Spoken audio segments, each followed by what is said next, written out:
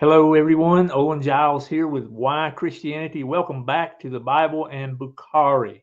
Today, I'm going to be reading from Sahih Bukhari, Volume 1, Book 1, and Hadith number 6.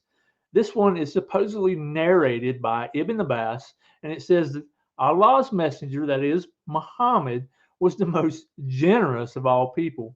And he used to reach the peak in generosity in the month of Ramadan when Jibril or Gabriel met him. Jibril used to meet him every night of Ramadan to teach him the Quran.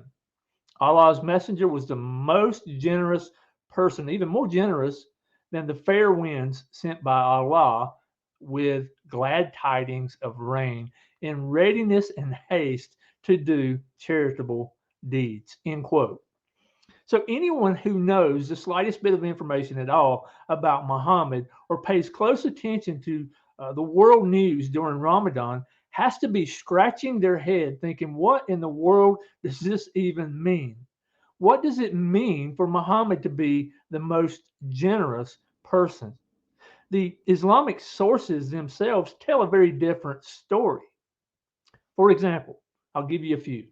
After being chased out of Mecca because of religious intolerance, the Quran tells us in Surah 2, 217 that Muhammad and his men attacked an innocent trade caravan going to Mecca during the forbidden month.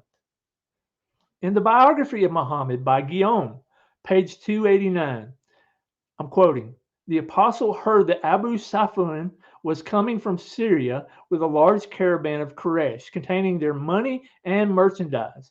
He summoned the Muslims and said, this is the Quraysh caravan containing their property. Go out to attack it. Perhaps God will give it to us as a prey. End quote. How about sex slaves in Surah 23, 5 through 6, and many, many others? This is just a drop in the bucket, and it all comes from Islamic sources. This is not my opinion. Yet Jesus healed the sick, the blind, and the lame. John 10:10. He says, the thief only comes to kill, steal, and destroy. I have come that they may have life and have it abundantly. John 11:25, Jesus says, I am the resurrection and the life. The one who believes in me will live even though he dies. You know, it's been said that we are never more like Jesus than when we give. The gift of eternal life in him is a free gift to anyone who will accept it. And as the God man, he alone can give us what we need. That is the righteousness of God.